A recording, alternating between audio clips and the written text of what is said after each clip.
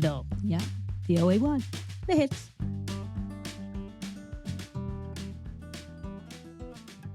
Welcome to Learning English, a daily 30-minute program from the Voice of America. I'm Ashley Thompson. And I'm Mario Ritter Jr. This program is designed for English learners, so we speak a little slower and we use words and phrases especially written for people learning English. On today's program, you will hear stories from John Russell and Andrew Smith. Later, Anna Mateo presents today's Health and Lifestyle Report. Finally, we continue our national parks journey with a visit to Kentucky's Mammoth Cave National Park. But first, Mary Meng, a busy worker at a Chinese technology company in Shanghai, says she cannot imagine having a second child. The work pressure is such that you don't even have any time to spend with your child, she said. How can I think about taking care of 2 children? I have no idea. Urban residents in many places might agree with Meng's statement. But researchers say the speed of population decrease and aging in China means the government should consider with more urgency the effect of this fast-moving, costly city life on birth rates. At a recent top political gathering, China announced an effort to build a birth-friendly society. It seeks to establish measures long called for by population experts, such as lowering childcare and education costs. But the same experts are concerned that China's new effort also promises to try to get more people into urban areas. The plan aims to increase housing demand to support the property sector. It also aims for economic growth through increased productivity and consumption. Urban residents generally produce and buy higher value-added goods and services than people in rural areas. But critics say the government's urbanization plan overlooks basic ideas about how populations operate in different places. In the cities, people have fewer children due to high housing costs, limited space, costly education, and because they spend most of their day at work. Infertility rates among couples in China have risen from 2% in the 1980s to 18%. The international rate is around 15%. Doctors blame China's infertility rise partly on stress related to urban jobs and industrial pollution. China's top economic planner says recent data shows the 2020 fertility rate was 1.54 in China's rural areas. The nationwide rate was lower at 1.3. The data also showed Shanghai's fertility rate in 2023 was 0.6. The national rate was 1.1. To have a stable population, experts say countries need fertility rates of about 2.1. Yi Fuxian is a doctor and top scientist with the School of Public Health at the University of Wisconsin-Madison in the United States. He says Chinese officials are foolishly driving young people to what he called the most birth-unfriendly big cities. This, he argues, will lead to continued decreases in fertility and worsen China's aging crisis. The expert said, the suppression of fertility rates by population density is a biological law. There is evidence to support this argument already in East Asia. Japan, South Korea, and Taiwan all urbanized and industrialized faster than most other economies following World War II. They also have the lowest fertility rates worldwide.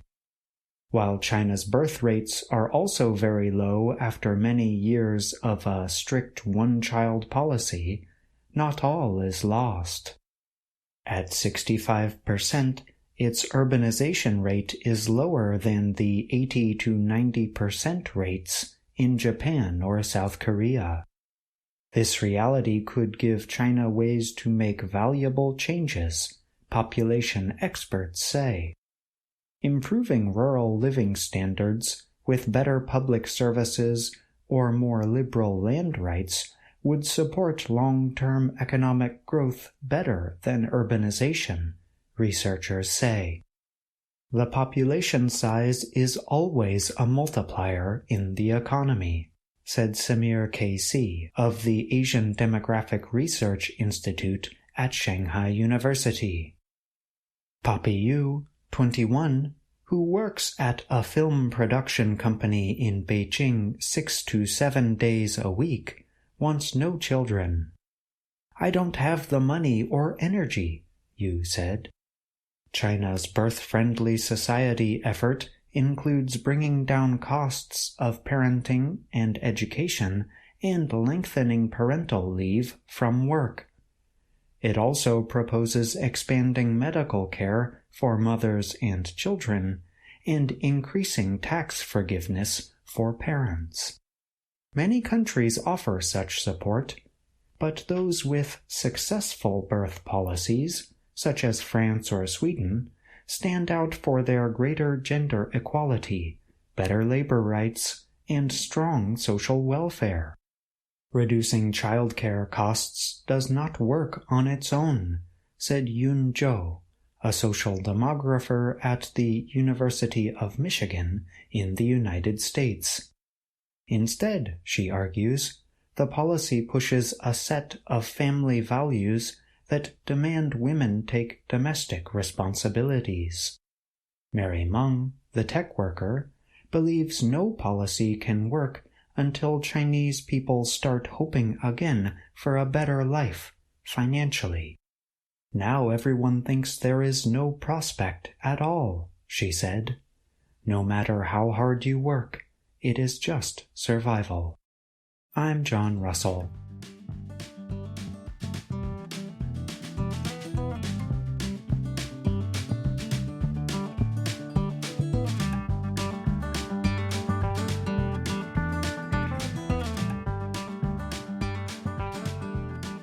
Hundreds of California sea lions have taken over San Carlos Beach in Monterey, California, causing officials to close the area to people. Drawn to the animals, people still gather to take photos as they rest and play on the sand and in the water. While sea lions, or eared seals, are often seen at certain beaches up and down the California coast, locals say they have never seen so many of them in Monterey. Lisa Udall is a marine biologist with the Monterey Bay National Marine Sanctuary. She said it was unclear exactly why the sea lions chose San Carlos Beach, but they may be attracted to the food supply in nearby waters. Almost all the seals gathered on the beach were male, she said. Udall explained that the seals move to the northern coast from Ventura and the Channel Islands. They are incredibly mobile. They're usually chasing the food. She noted that the Monterey Bay National Marine Sanctuary has many different kinds of sea life.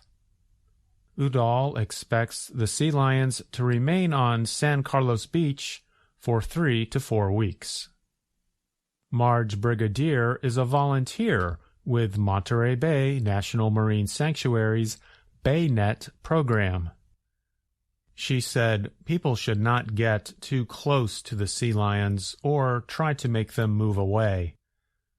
The U.S. Marine Mammal Protection Act of 1972 is the law that prevents people from harming them. People just need to think about how they would feel if they were resting on their bed, taking a nap, and something big kept coming and chasing them out of the house, Brigadier said.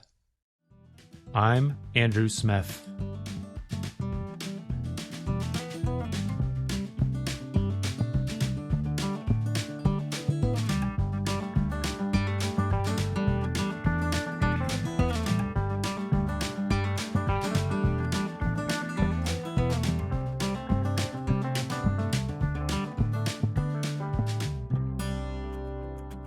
From VOA Learning English, this is the Health and Lifestyle Report. Years ago, the traditional advice was to do some stretching before exercising. Over the years, that advice changed to stretching after exercising. It turns out that both advice can be true, and that can lead to some confusion. Stretching can help make you more flexible. The more you stretch, the more you improve the range of motion in your joints. This not only feels good, but it also can prevent injury and lead to better physical results. David Boehm researches human body movements at Memorial University of Newfoundland in St. John's, Canada. Speaking with the Associated Press, he offers advice on when to stretch and how to do it safely. It is almost always good to stretch. However, Boehm says it is better if you warm up first. He suggests light aerobic activity, such as jogging, walking, or cycling, for 5 to 10 minutes. He suggests to follow that warm-up movement with static stretching.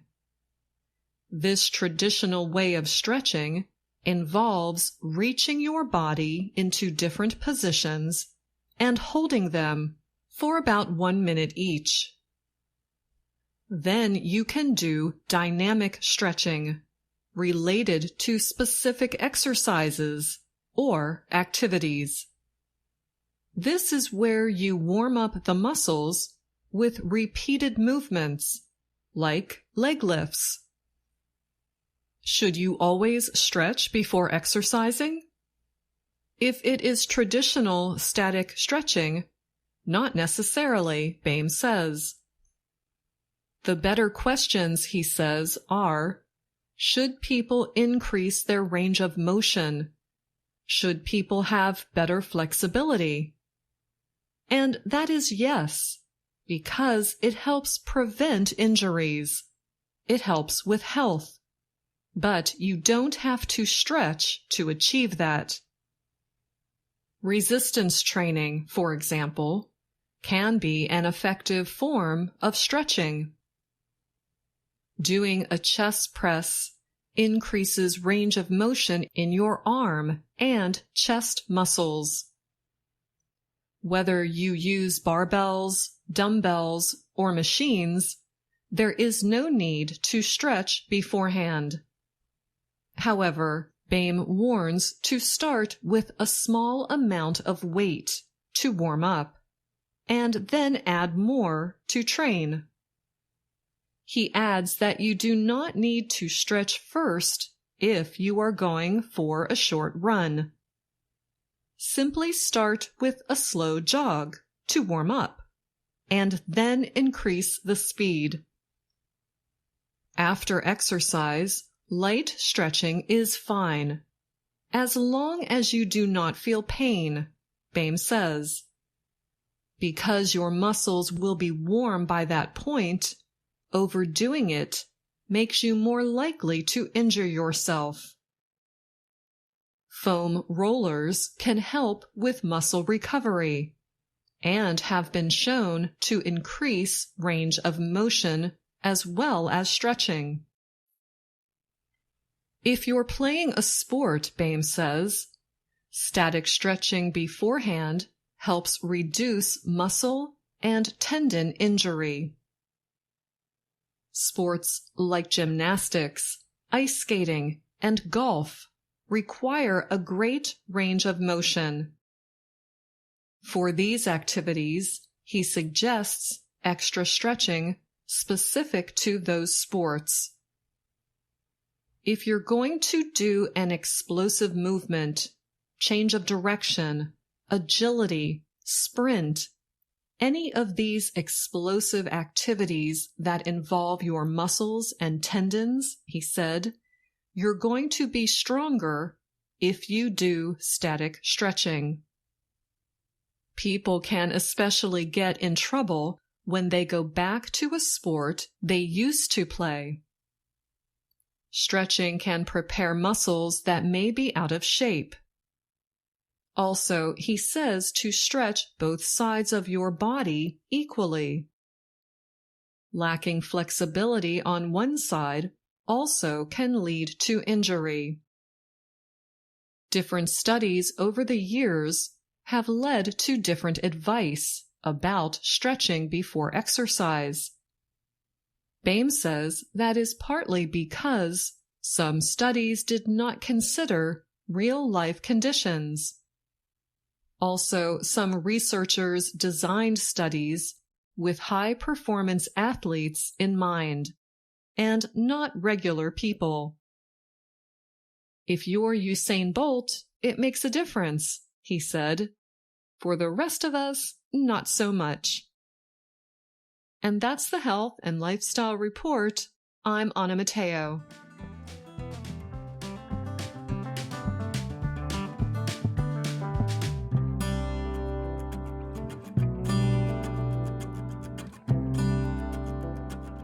That was Anna Matteo with this week's Health and Lifestyle Report.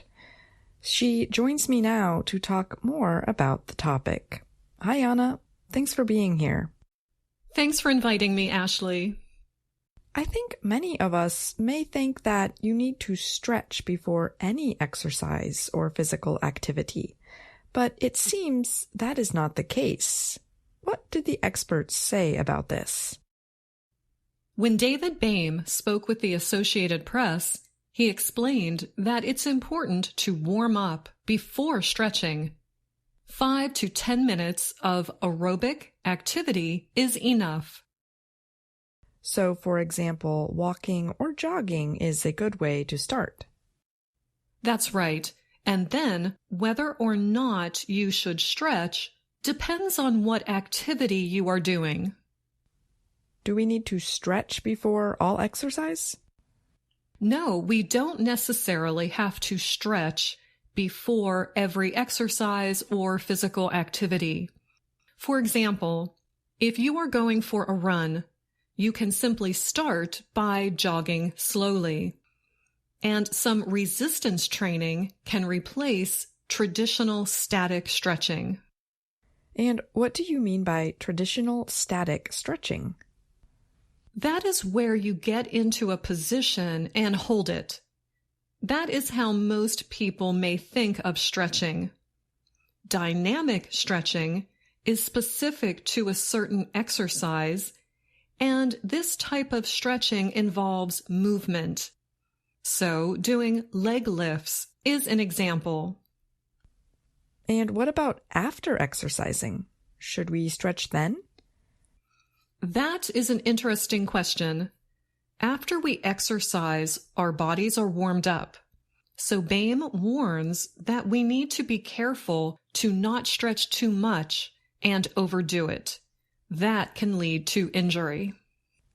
That makes sense. Well, thanks so much for joining me today, Anna, and thank you for your health and lifestyle report.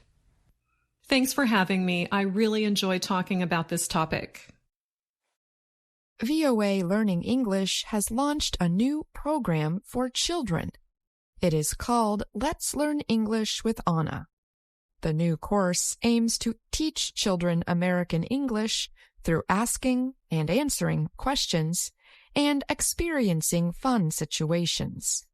For more information, visit our website, learningenglish.voanews.com. Today, on our national parks journey, we head to the southeastern state of Kentucky. Here you will find rolling hills and thick green forests. But beneath the land is a strange and silent underground world. One early explorer described it as grand, gloomy, and peculiar. Welcome to Mammoth Cave National Park. Mammoth Cave is the longest known cave system in the world. It is 2 times as large as the world's second biggest cave system. Its size helped give it its name. Mammoth, as an adjective, means extremely large. Mammoth Cave National Park is in Kentucky's Green River Valley. The park covers over 20,000 hectares. It protects the river valley and hilly land, as well as the vast underground cave system. The U.S. Congress formed Mammoth Cave National Park in 1941. 40 years later, it was named a World Heritage Site. And in 1990, it became a UNESCO Biosphere Reserve Site. Researchers and explorers have mapped more than 600 kilometers of passageways in Mammoth Cave, and scientists continue to explore it. Water formed the cave over millions of years. Other than the Green River, few sources of water exist above ground. That is because water seeps quickly into the earth. Soil made of broken-down limestone absorbs the water. This has created a vast and complex system of chambers and passageways. A delicate and unique ecosystem exists inside the cave. More than 100 kinds of animals live in Mammoth Cave. Some of them live their whole lives in total darkness. Cave shrimp and many other kinds of eyeless, colorless species can be found. Mammoth Cave was once home to about 10 million bats. They included species like Indiana bats, big brown bats, little brown bats, and the eastern small-footed bat. Now they number in the thousands. Humans first entered Mammoth Cave about 4,000 years ago. They discovered uses for minerals inside the cave. Researchers describe them as primitive miners. Humans explored Mammoth Cave for nearly 2,000 years.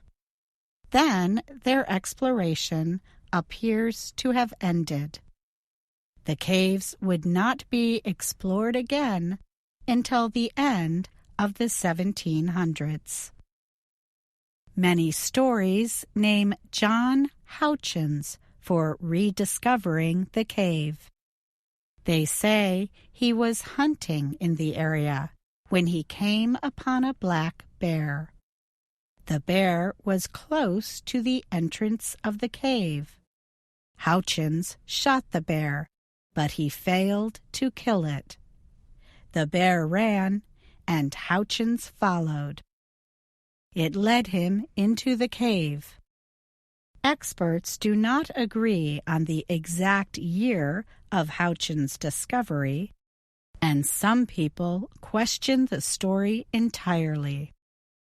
Slaves played many important roles at Mammoth Cave during the 1800s. During the War of 1812, slaves mined the cave for a mineral called saltpeter. It was used to produce ammunition used during battle.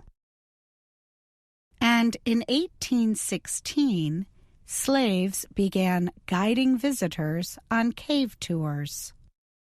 At the time, the cave was still privately owned.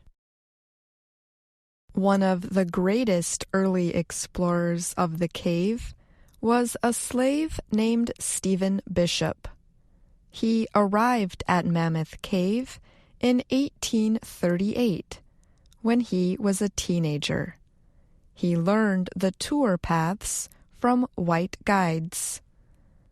But Bishop wanted to push beyond the cave's toured areas. He set off to explore parts of the cave no human had ever seen. Bishop and a companion sought to cross an area called the Bottomless Pit.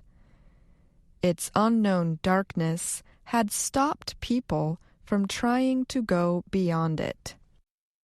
But fear and darkness did not stop Bishop.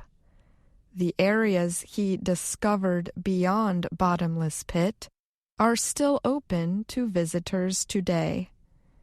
Bishop started naming different areas of the cave that he discovered: Fat Man's Misery, Cleveland Avenue, and Mammoth Dome, among others. He was also the first to discover a river running through the cave. Bishop created a map of Mammoth Cave in the early 1840s. It included 16 kilometers of passageways. Most of the passages had been discovered or explored by Bishop himself. His map remained in use for more than 40 years.